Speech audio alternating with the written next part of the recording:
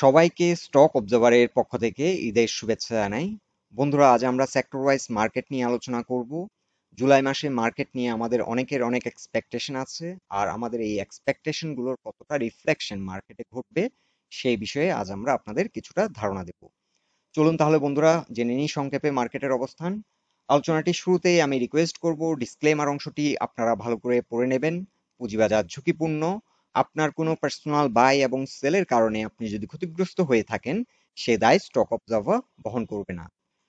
শুরুতে in terms of turnover আমরা যদি মার্কেটকে ব্রেক করি, বর্তমান সময়ে সবচেয়ে বেশি মানি ইনফ্লো হচ্ছে ৫-৬টি সেক্টরে।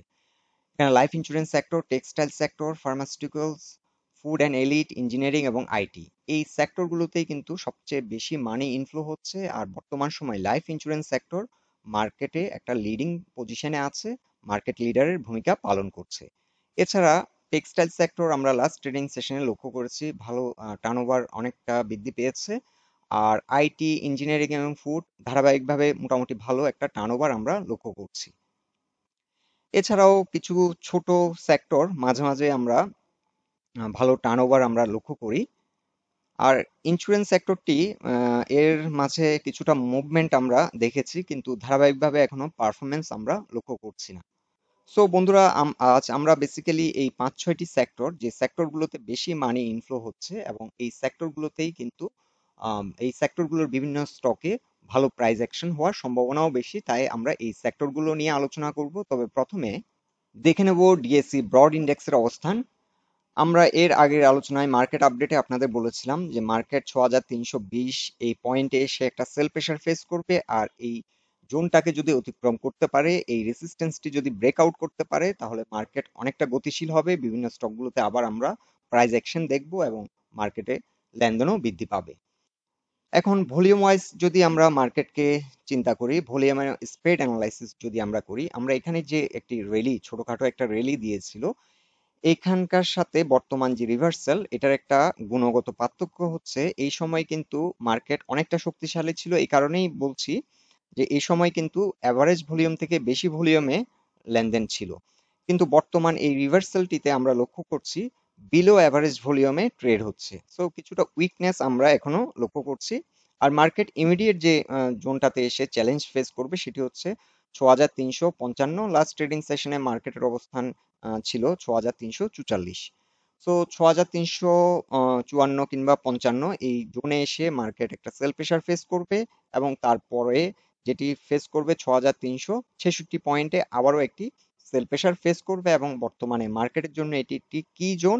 এটি ইমিডিয়েট যে হাইটি করেছিল মার্কেট, ডে চার্ট আমরা বডি বরাবর এই রেসিস্ট্যান্স লাইনটি ড্র করেছি, এবং এই জোনটি যদি অতিক্রম করতে পারে মার্কেট একটি নতুন টেরিটরিতে এন্টার করবে। মার্কেট আরো গতিশীল হবে, লেনদেন বৃদ্ধি পাবে এবং বিভিন্ন স্টকগুলো আরো ভালো প্রাইস অ্যাকশন করবে, এবং অনেক স্টক হয়তো নতুন করে ফ্লোর প্রাইস থেকে উঠে আসবে।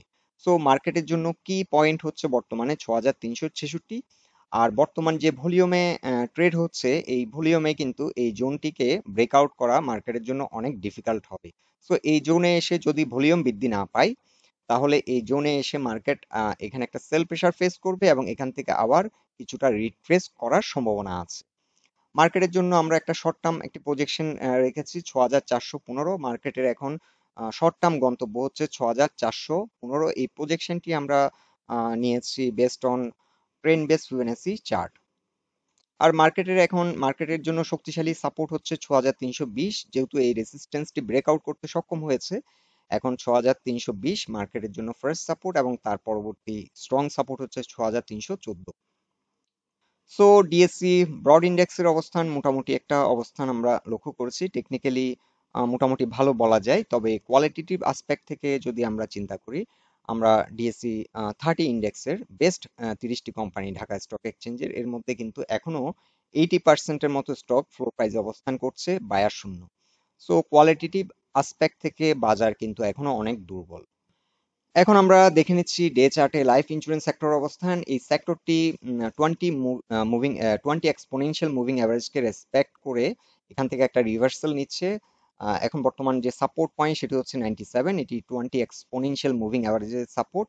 আর ইমিডিয়েট একটি চ্যালেঞ্জ ফেস করছে, সেটি হচ্ছে 101.5, এখানে একটা রেসিস্ট্যান্স। এই জোন থেকে কিন্তু এর আগেও কিছুদিন আগে এটি রিট্রেস করেছিল এবং আবারও এটি 20 এক্সপোনেনশিয়াল মুভিং অ্যাভারেজ থেকে সাপোর্ট নিয়ে এখানে আবার একটা সেকেন্ড অ্যাটেম্প্ট নিচ্ছে এটি ব্রেকআউট করার জন্য।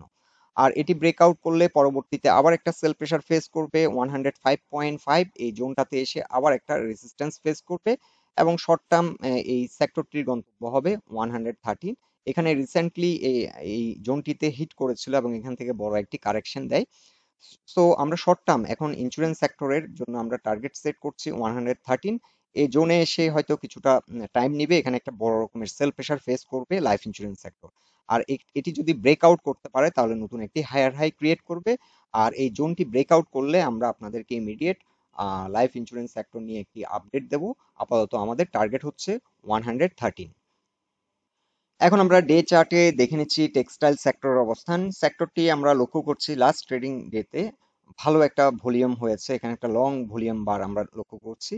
আর এই সেক্টরটি বেশ কয়েকদিন ধরে এটি একটি জোনে কনসোলিডেট হচ্ছে 44 থেকে 43 থেকে 44 এই জোনটাতে কিন্তু কনসোলিডেট হচ্ছে এবং এখান থেকে শক্তি নিয়ে এখন এটি এই জোনটিকে ব্রেকআউট করার একটা অ্যাটেম্প্ট নিয়েছে।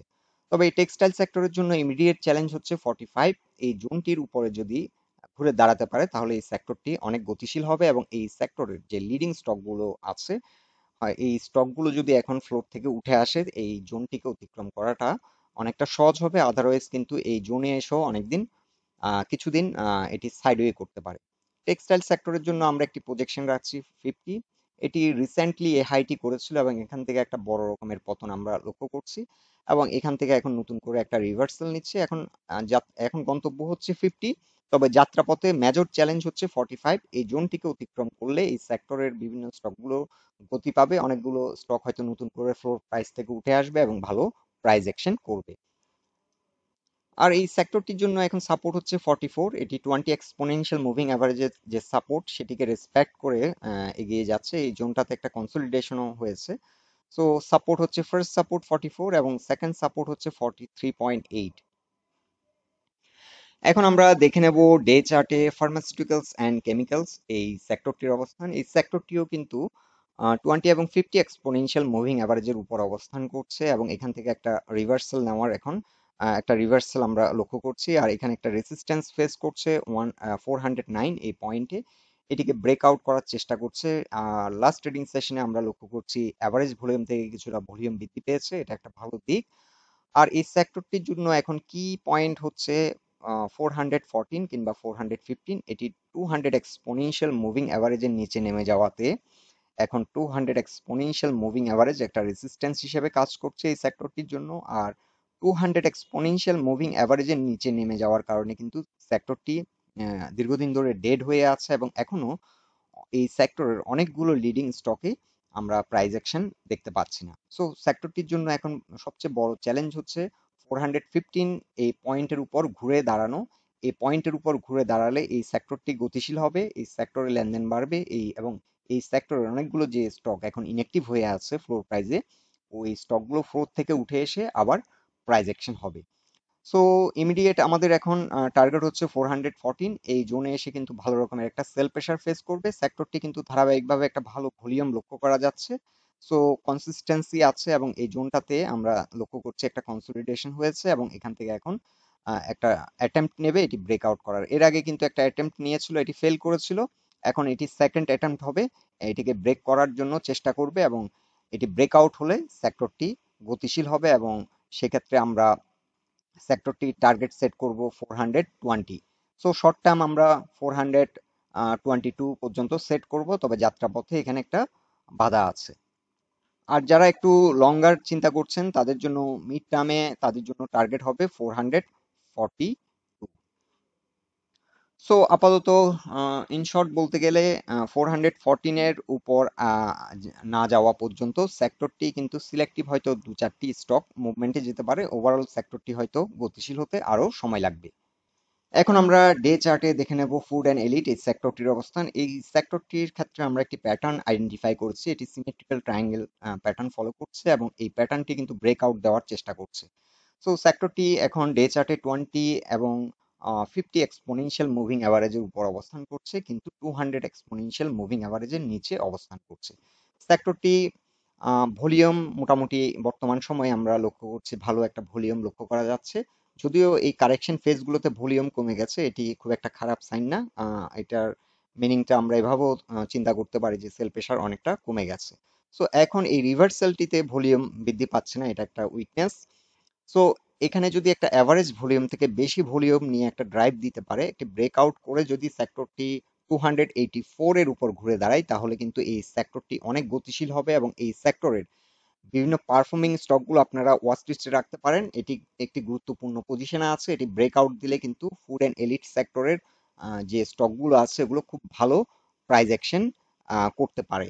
সো সেক্টরটি আপনারা এখন বর্তমানে সবাই ওয়াচ লিস্টে রাখবেন এবং এই সেক্টরের যে স্টকগুলো আপনারা যে স্টকগুলো পছন্দ করেন এবং যে স্টকগুলোর হিস্ট্রিক্যাল একটা ভালো পারফরমেন্স আছে সেই অনুযায়ী আপনারা আপনাদের পজিশন আপনারা চাইলে রাখতে পারেন, কিংবা সেক্টরটি ব্রেকআউট দেওয়ার পর আপনারা ওই স্টকগুলো কোন পজিশনে সাপোর্ট কোন কোন জোনে আসে সেগুলো আছে সেগুলো নির্ধারণ করে আপনারা এন্ট্রি দিতে পারেন। সেক্টরটি আমার পার্সোনালি মনে হচ্ছে এটি একটি ব্রেকআউট দেবে। ব্রেকআউট দিয়ে এই সেক্টরের যে বিভিন্ন স্টকগুলো পারফর্মিং স্টকগুলো আছে সেগুলো একটা নতুন একটা র্যালি করার সম্ভাবনা অনেক বেশি। এখন আমরা ডে চার্টে দেখে নিচ্ছি ইঞ্জিনিয়ারিং সেক্টর। ইঞ্জিনিয়ারিং সেক্টর কিন্তু একটি কি জোনে আছে, এটি 135। এখানে কিন্তু একটা রেসিস্টেন্স ফেস করছে, এখানে এই জোনটাতে একটা রেসিস্টেন্স ছিল এবং এর আগেও এই পয়েন্টে বেশ কয়েকবার রিট্রেস করেছিল এই পয়েন্ট থেকে। সো এটি একটি কি resistance zone for engineering sector. এই রেসিস্টেন্সটি যদি ব্রেকআউট করতে পারে, ইঞ্জিনিয়ারিং সেক্টর অনেক গতিশীল হবে এবং এই সেক্টরের বিভিন্ন স্টকগুলো ভালো প্রাইস অ্যাকশন করবে। তো এই সেক্টরটি কিন্তু এই জোনটাতে এসে কিন্তু এখানে একটা অ্যাটেম্প্ট নিয়েছিল, ফেল করেছে। এখানেও কিন্তু একটা অ্যাটেম্প্ট নিয়েছে, সো এটিও কিন্তু ফেল করেছে এবং এখানে অনেকটা রিট্রেস করে গেছে এবং 20 এক্সপোনেনশিয়াল মুভিং অ্যাভারেজে এসে সাপোর্ট নিচ্ছে। সেক্টরটির জন্য এখন কি সাপোর্ট হচ্ছে 131। এই সাপোর্টটি যদি ব্রেকডাউন করে সেক্টরটি স্লো হয়ে যাবে এবং এখানে কিন্তু ভালো রকমের সেল প্রেশার আমরা এখনো লক্ষ্য করছি। সো এই সেক্টরটির বিভিন্ন স্টকগুলোতে যারা এন্ট্রি নিয়েছেন তারা এখন লক্ষ্য রাখবেন, এই সেক্টরটি যদি 131 এর নিচে নেমে যায় সেক্টরটি স্লো হয়ে যাবে এবং সেক্টরটি ফার্দার আরো কারেকশন হতে পারে এবং আপ টু 130 থেকে 129 পর্যন্ত এটি নেমে যেতে পারে।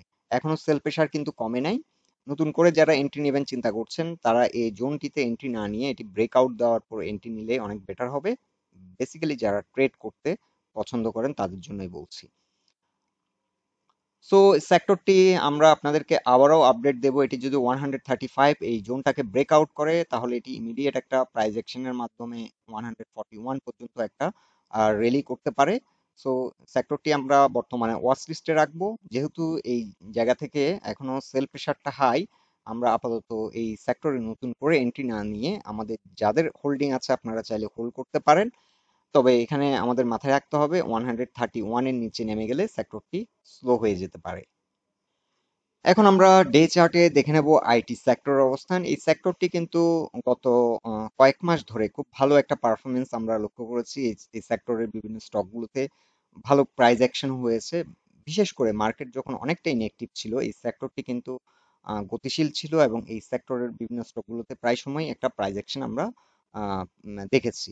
এখন এই সেক্টরটি আমরা এখানে একটি চ্যানেল ড্র করেছি, এই চ্যানেলের মধ্য দিয়ে এগিয়ে যাচ্ছে এবং এখান থেকে একটা রিভার্সাল এখন আমরা দেখতে পাচ্ছি। 55 এই জোনটাতে এসে সাপোর্ট নিয়েছে এবং এটি 20 এবং 50 এক্সপোনেনশিয়াল মুভিং অ্যাভারেজের উপরে অবস্থান করছে। সেক্টরটি আপ ট্রেন্ডে আছে, এটি 220 এবং 50 এক্সপোনেনশিয়াল মুভিং অ্যাভারেজের উপর অবস্থান করছে, এটি একটি ভালো দিক।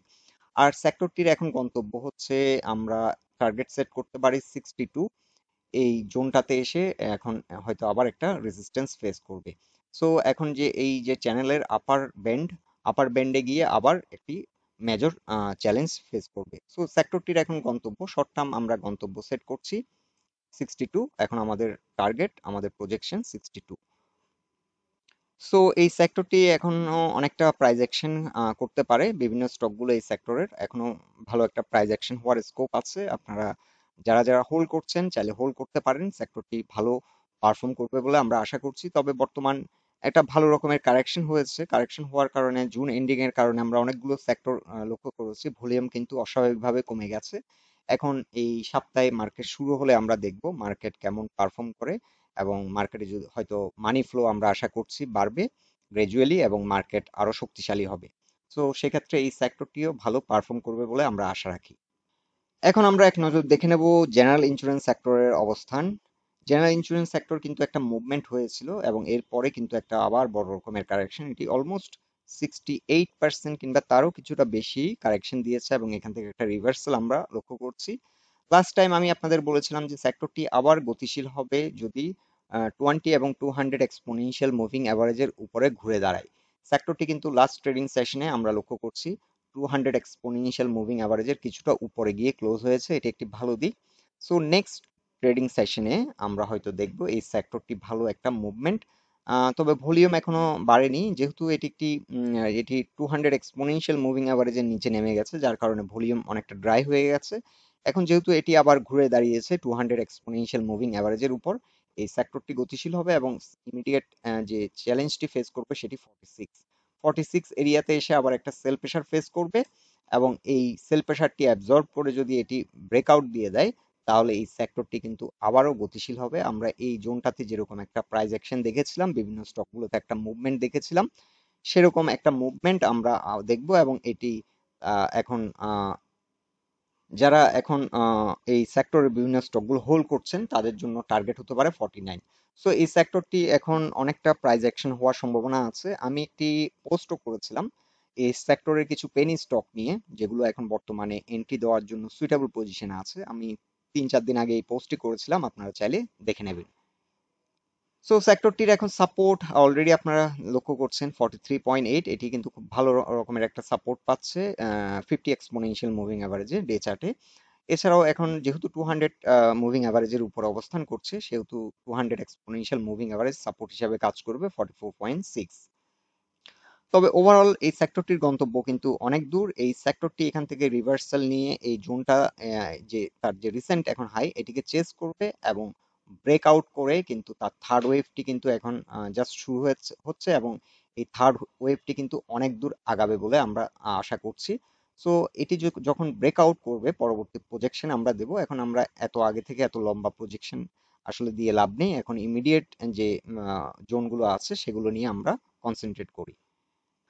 সো বন্ধুরা, এটাই ছিল বিভিন্ন সেক্টর নিয়ে আমাদের পর্যবেক্ষণ এবং মার্কেট নিয়ে আমরা আপনাদেরকে সংক্ষেপে আমাদের রিভিউটা দিয়ে দিলাম। আপনারা আপনাদের মতামতগুলো আমাদেরকে কমেন্ট বক্সে জানাবেন। আলোচনাটি যদি ভালো লাগে অবশ্যই পোস্টটিকে লাইক দিন আর আমাদের সাথে থাকার জন্য আপনাদের অসংখ্য ধন্যবাদ।